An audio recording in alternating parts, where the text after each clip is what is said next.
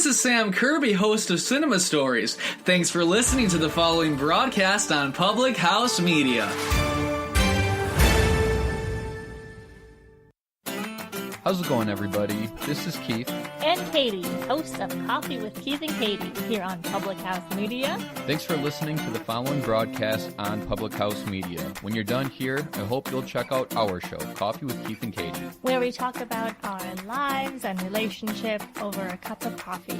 A new episode airs on Facebook Live every Monday and Thursday at 7:30 p.m. Don't forget to subscribe on iTunes so you'll never miss an episode of Coffee with Keith and Katie. Thanks again for checking out the following broadcast on Public House Media. Last time on the Gregg and Dave Show. We should have written down more words that start with C. Next time we'll have to do that. Yeah, we should get a thesaurus, or what's that other thing that's like a thesaurus? Another thing that tells you words that are related to other words. It's time for the Gregg and Dave Show. Give it a proper name and we'll work it. Give it a stupid name and it can stay at the ship. Featuring Greg Wattsnyder. I sound like a dead horse. And David Bobkey. I glued my head inside a toilet. Bravely bringing you the stories of the strange. And she had a spasmodic contraction of her hand. As soon as we get the flux capacitor up and running again, we're going to make that happen. Dave Show, I have to stop you here. Now sit back and enjoy the show. That is my least favorite thing to do. Hello and welcome everyone to another fine episode of the Gregg and Dave Show. I am the Greg. And I am Dave Show. Why do I say it's another fine episode of the Gregg and Dave Show? Dave Show, because it's not going to be a great show? Because it's not going to be a great show. It's just going to be fine. I think lowering the standards from the get-go is a great idea. Like when you ask people, how are you doing? They just say fine. They don't say great. Mm-hmm. They don't say fantastic. They don't say, oh, I'm so sad, because you don't really want to know how people are doing. Let's be honest. You just say fine. Yeah. So we're going to have another fine show. You just want them to answer and then go away. Yes. We want to remind you that we are on Public House Media, and we want to thank them for hosting us, as well as you can find us on iTunes, Stitcher, Google Play, and Dave, your favorite. Anchor FM. Anchor FM, yes. Also Zeke's Discount Podcast Emporium. I'm still a big fan of them. Okay. Well, that's wonderful. Are we on there? Are we on Zeke's Discount Podcast Emporium? Sure, why not? Yeah. Okay. I feel like we should get a sound effect echo on Anchor FM, because it's Dave Show's favorite. But we love you to listen however way you can. We invite you also to visit thephmedia.com if you're not listening to us there already, and also the Public House Media Facebook page. Visit the Public House Media Facebook page for all things relevant to all the great shows here on Public House Media. Of which there are many. And we are very pleased to be one of them once again. Yes. Back here on PHM. I'm excited. You're excited. Someone else who produces the show, who shall remain nameless this week, is excited. And I think we're about ready to go. Yeah, I'm so excited, Dave Show. I've got chicken feet. You've got chicken feet. Is that a thing now? That might be. That's very interesting. Also, once again, we should mention that the studio is getting some work done. So Greg's chair has been moved again. So he is back over by the studio audience. So if the studio audience is not doing what they're supposed to, which is, of course, to sit down and be completely quiet, we may be hearing from them throughout the episode. Right. I mean, people lack etiquette nowadays. You know, Dave Show? Yep. They just do. These are the people who don't just answer fine and move on. Right. Anyway. Right. Our first story this week, the Greg. Yes. Comes from NottinghamPost.com. And the title of the article is Bizarre Package of 24 Chicken Feet Wrapped Like a Present Left Outside Beeston House. We're starting with a mystery this week. Dave Show, this story already makes me want to go WTF, which we won't translate for our listeners out there because we are a G-rated show. I'll say it. It stands for What the Chicken Feet. Yes, what the feet. What the Feet. We might have the title for this week's episode. There you go. Mystery surrounds the reason why a box of frozen chicken feet wrapped up in a box, like a present, was left outside a Beeston house. The box, which contained around 24 feet, was left outside a property in Meadow Road, Beeston Rylands, on Saturday evening, March 25th. Could I get some scary music, Mrs. Bale? That'd be great. It was left outside the house of 6 University of Nottingham students, and was initially spotted by Hannah Broadbent, 25, who studies psychology. She saw it in the early hours of Sunday morning after picking up a friend from the hospital, and the rest of the students woke up to the bizarre package. And they have a picture here of the box with it's kind of a light blue, I guess, with multicolored stars all around it. And and those are chicken feet in there. Did she scream? Did the story say if she screamed or not? I'm going to take a wild guess and say probably, but... Yeah, because I would have screamed. Nonetheless, we shall, let's find out here. Rosa Lavelle Hill, 25, a psychology student who lives there, said, "The irony is, we were in doing a murder mystery night. We were all dressed up in character trying to guess the murder. We were all a bit freaked out. She, Hannah Broadbent, sent us a message via text when she got in about the chicken feet." And then they've got a nice little picture of the murder mystery thing, including, people, somebody wearing a nice ascot and somebody dressed up fancy. Somebody's got a kind of a drawn-on goatee, and one guy wearing a blue feather boa and a long-haired blonde wig. Not really suiting for him, if I'm honest, but nonetheless. Does the story mention that these people were intoxicated? Because I can see to a bunch of drunk people, chicken feet is, something that they could disguise as chicken feet, could be really something else. But it doesn't say, does it? I'm seeing in this picture of the group at least 6 glasses and 1 bottle. Okay. So take from that what you will. The story continues. "We all woke up to it in the morning. We chucked them away because they were left there for a while." Well, yeah, you leave chicken feet sitting out. I mean, that's kind of... Why did you leave them sitting out? I mean, at least get rid of them right away or something. I don't know. Yeah. Rosa said she was shocked. Shocked, the Gregg. Shocked. And they do not know who could be behind it, but they have been speculating. A note was left in the box saying 10 p.m. Rosa added, "It was very shocking. Shocking, the Gregg. Shocking. I actually thought they were squids at first. I had never seen chicken feet." Now, call me blind, but how do you mistake squids for chicken feet? I don't know, I guess the chicken feet are rather rubbery. Okay, and squids are rather rubbery. Yeah, I guess I could kind of see it. I guess squids I would think would be a little darker. I can't think if I've seen a squid up close in quite some time. But then again, maybe she's not a fan of seafood. Right. They continued. "They were so white and rubbery. They were in a bright colored cardboard box. We thought it was our housemate's brother." Of course, blame it on the brother. Yeah, blame it on the prankster brother, of course. And still decent chance it was him if you ask me. But anyway. Right. "Sarah thought it was the Chinese getting the wrong house." That sounds a little bit racist, but we'll continue. "We thought Hannah might have an admirer. We have not had anything since, thank God." This is mysterious. This is all very mysterious. This is it's a little creepy. They've got a close-up now of the box with the chicken feet. It looks like there's a napkin or something in there. And 10 p.m. I guess that's what that says there. It's kind of crudely drawn in pen. So, yeah. Wow. That is crazy. Dave Shaw, have you ever eaten anything remotely close to chicken feet? I think rest of the chicken is about as close as I've gotten. Yeah. Except yeah. for maybe I was the going to head. say me too. Yeah. Yeah. Well, there's more, the Gregg, if we want to delve into this a little bit further.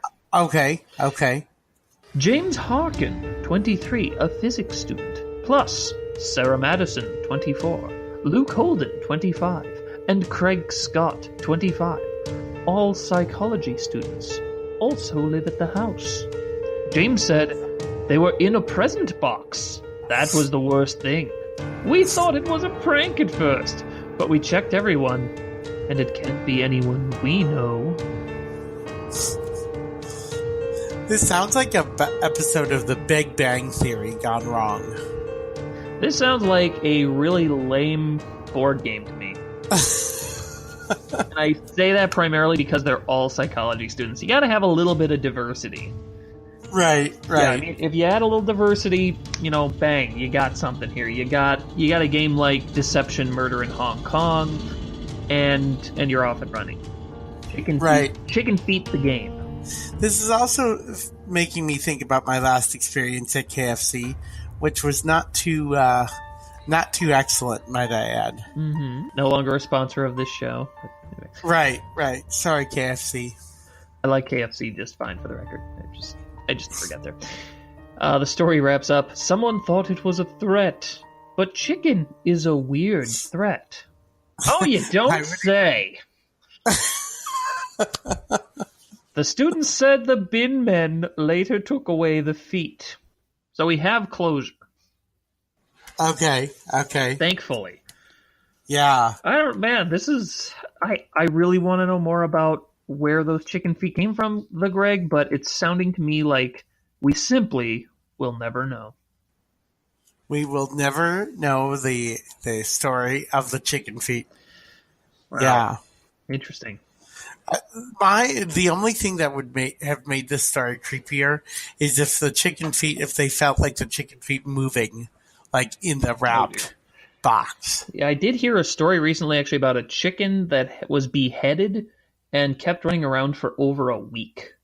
I mean, I've heard of that, where you cut the chicken's head off and then it doesn't realize that its head is off or something, and it can keep, running around for a little bit. But a week is a little bit ridiculous. By the way, shout out to Dante, friend of the Gregg and Dave Show, who calls himself Mr. Chicken. Indeed. I thought you were chicken. I thought you were going to say Mr. Chicken with his head cut off.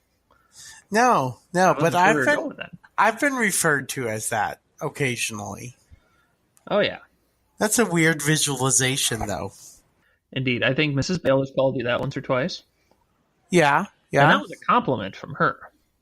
Yeah. Well, Yeah.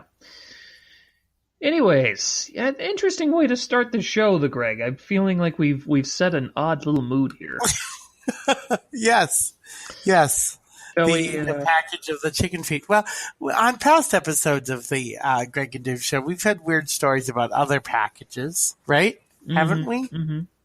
Other packages containing things that aren't. Probably. I think every episode of the Gregg and Dave Show is a strange little package that you don't know what to expect. Good things come in small packages, Dave Show. Indeed. Just like our show. Just like our show, and just like something from Finland, the Gregg.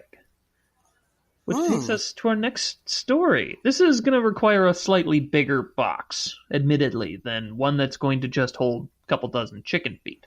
Okay. This story comes to us from horsenetwork.com. The most reputable website, horsenetwork.com. Yep. I go there every day. Don't you, Dave Show? Oh, several times a day. Not getting anything bogus from these guys. This is a story I saw a little while ago, and this is one I've been sitting on for a while. And I'm sitting on for a while. You'll get why that's funny in a minute. But this is a sport that's apparently popular in Finland. I'm going to put sport in quotes. Okay. As you will. But the title of the article here, Welcome to the World of Competitive Hobby Horse. Okay. The Gregg, do you have any experience with hobby horses? Not really. I think I've heard of like stores called the Hobby Horse in the past, but I'm not really familiar. Hobby horses aren't really horses, are they? Not especially. No, it's for anyone not familiar. There's, I think, different names for them out there, toy horses and whatnot. But it's basically a horse head on a stick. Oh, And we're not talking like the Godfather, the horse in the bed kind of thing. It's not a real horse head, right. but it's I think it's sometimes it's a wooden head. Sometimes you can make it out of a soft material, what have you. And but then basically it's on a stick. They don't serve that at any fairs, do they? You can go and get horse head on a stick. Not yet. Okay. I think you need a few sticks for that. Maybe a horse head on a stick. There's an idea going into my head for this summer and stored. Okay. On with the story. Welcome to the world of competitive hobby horse. This week in I Can't Believe This Is Really a Thing, we travel to Finland, where a new equestrian sport is... Mrs. Bale? No, we don't need the creepy music for this one. No, thank you. We'll just read this one straight. Yes. Take two. We travel to Finland, where a new equestrian sport is gaining some serious steam. Unlike other equestrian endeavors, this discipline does not require a sizable investment of money and time, and the safety risks are minimal. Oh, good. It does not even require an actual horse. It turns out, the Gregg, all you need is a stick and a dream. Dave Shaw, are you telling me that no horses were injured in the development of this story? As far as I know. Okay. As far as I know. And in fairness, we had nothing to do with this. We're just reporting. For all we know, there could have been an injured horse that spawned the idea. Okay. They thought, gee, I don't want to hurt my horse. Wait a minute. And then this was created. Cannot confirm nor deny that. Anyway, welcome to the world, it says, of competitive hobby horsing. Not only is this not a joke, as the Wall Street Journal recently discovered, and they've actually got a link here, this Wall Street Journal, WSJ.com, does have an article here. It's a serious sport, that's debatable, with more than 10,000 active competitors in Finland alone. Wow. We talk about shocking things. Is that like the population of Finland, 10,000? I think the population there is approximately 10,007. So 7 people in Finland aren't into this. There's 7 of them that not into this quite yet. I think 5 of them might be a little bit young yet. Might be under the age of 2, let's say. Okay. But yeah, those other 2, hey, get on the stick. Literally. The story goes on to read here, I believe this is from the Wall Street Journal article. At a recent equestrian competition, dozens of girls and a team of judges studied rider Ada Philippa's? Not sure I'm pronouncing that right. Every move, as she approached a series of jumps, measuring the length of each stride and noting the tension she kept on her horse's reins. Later that night, the 16-year-old packed her 2 horses in the backseat of her black compact car and drove home to her parents' house in Naantali, an archipelago area on Finland's southwest coast. She is a rising talent in a new sport with more than 10,000 athletes and followers in Finland, equestrian jumping and dressage on hobby horseback. I believe that's pronounced dressage, Dave Show. Dressage? Dressage. See, you've got all the pronunciations this season. This is what happens when you attend too many county fairs. This is what you get. You know the dressage, and you know the cuterary thing. Charcuterie? Now I can't even pronounce it. Oh, and I've ruined your reputation. Oh, well. God help us all. Or at least Dave Show and myself. The chicken feet are in the mail. We continue. Judges, jumps, rein tension, collection, strides. There's even a surprisingly serious documentary detailing the so-called hobby horse revolution. I have watched that trailer. You've watched the trailer, yes. I have watched the trailer, and it is, they treat it like a serious thing, so There you go. Now, trailers are supposed to make you want to watch the whole movie, Dave Show. Did this one make you want to watch the whole documentary? I would say on a scale of 1 to 10, 4 being the highest, yes. Yes, it did. Okay. Because, sure, at first blush, it's easy to laugh it all off, especially when you read a line like this. It says, at the Alphonse Cup last weekend in Turku, Finland's 6th biggest city, because that's, of course, the epic Mecca that you want to be doing your hobby horsing in. She competed in jumping events on Charmy, which she describes as a Danish warm-blood stallion. She rode Jadwa, her caramel-colored Arabian mare, for the dressage event known in equestrian circles as Kur, or freestyle. Okay. It's only when you allow yourself to look past the little stick horse ribbons and braided manes of yarn that you see something truly extraordinary, teenagers fully engaged in something other than their phones. And there's a series of GIFs, or GIFs if you prefer, of people on their hobby horses basically doing what you would see in the horse competitions where they're jumping over the sticks. I don't know what the heck those are called, but anytime you see them out in a field and they're doing a series of jumps over things, it's that. Yeah. It's basically that. Right, And right. on top of that, there's somebody on their hobby horse prancing. Just prancing. That's all they're doing. Right. According to the end of this article, these do require a lot of time and a lot of money. So if you want to do this stuff, you got to be invested. Yeah, horses tend to be a very expensive endeavor, from what I've gathered. Yeah. And I guess these horses, you don't have to feed them so much, but you do have to keep them away from the termites. Okay. So, Well, there you there go. you go. We do have another sport to talk about, the Gregg, but we have a little cleaning up to do after our hobby horse here. Right. We're going to keep our listeners away from their termites. Go to a commercial break. Meanwhile, I'm going to convince Dave Show that hobby horse and cheerleading are valid sports, because they are. We're going to need a longer commercial break. You're listening to the Gregg and Dave Show. You're listening to The Gregg and Dave Show. We don't make mistakes. We have happy accidents. If you like hobby horse and cheerleading, you may like sports. And if you like sports, you may like Ryan Pierce's show, Completely, say it with me, Dave Show, serious. Yes, a fine show it is, too. Yes, you should listen to it on Public House Media, right, Dave Show? That's right, the Gregg. Ryan Pierce's show, Completely Serious, is available at any time on Public House Media. I don't know why I went into that voice. I just felt like it. I guess it's because I like the way he says the show name. Completely Serious. Yes, That's fun. yes. It's almost as fun as the rest of the show. Not mocking Ryan Pierce. No, we like his show. He is a friend of the show, Indeed.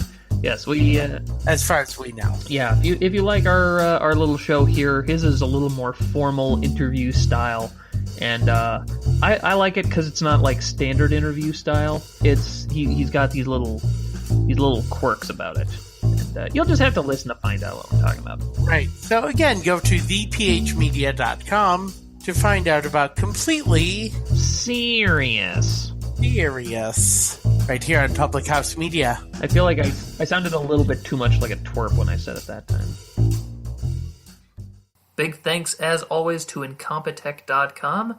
You've been hearing pieces from Kevin MacLeod, including Hard Boiled and Ghost Apocalypse 4, Temptress. Both pieces of music you can download for free at Incompetech.com. Just be sure to give Kevin credit, because, well, he's cool, so why not? And now, the dramatic conclusion of the Gregg and Dave Show. Just like working in a fish market, except you don't have to clean and gut fish all day. Welcome back to the Gregg and Dave Show on Public House Media, thephmedia.com. And you can find us wherever you can find good podcasts. We're right in there. Look up the Gregg and Dave Show.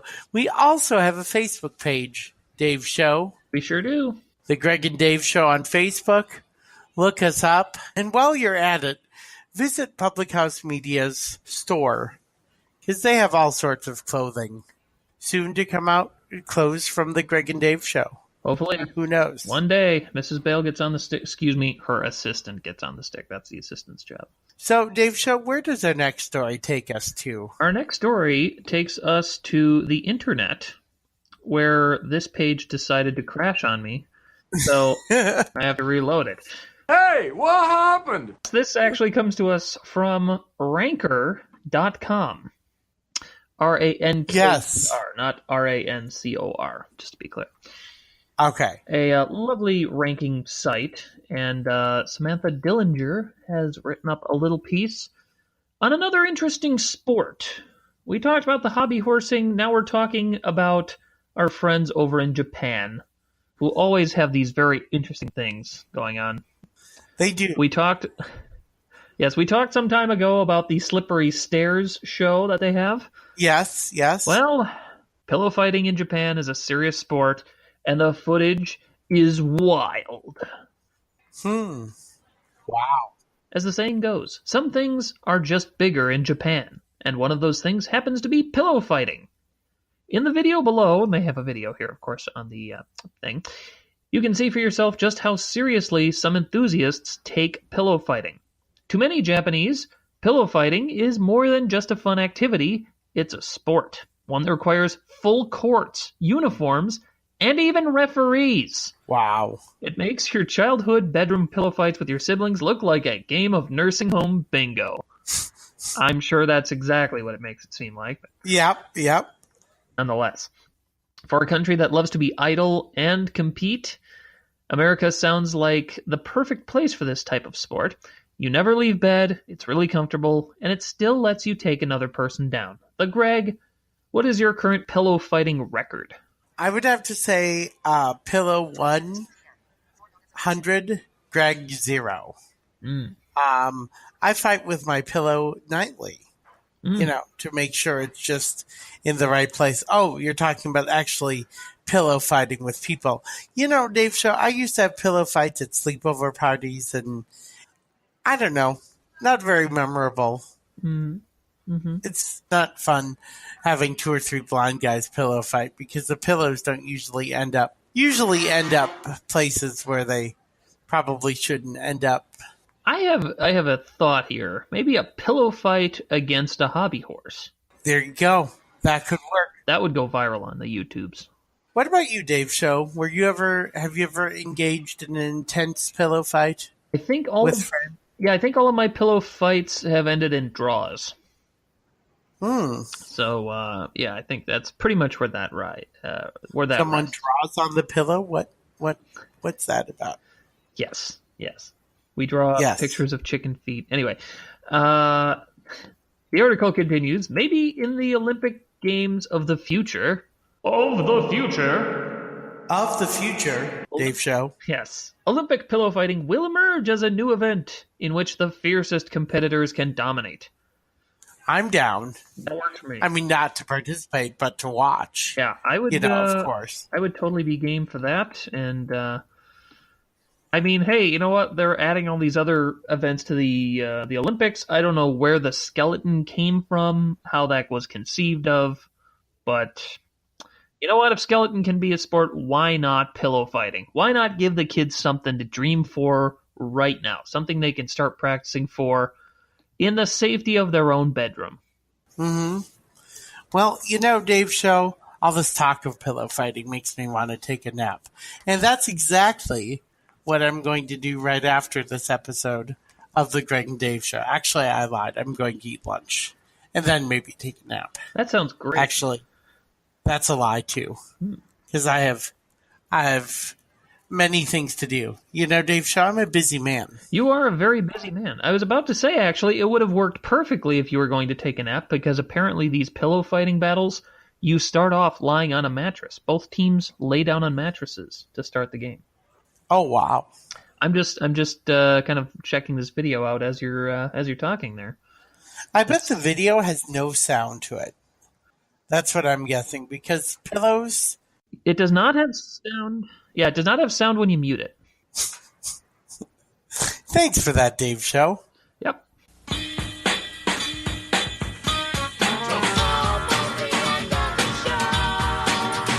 Whatever you do this afternoon, I hope that you have fun. Engage in a pillow fight. Pick up a package of chicken feet at the store. Or maybe just do something else that's fun.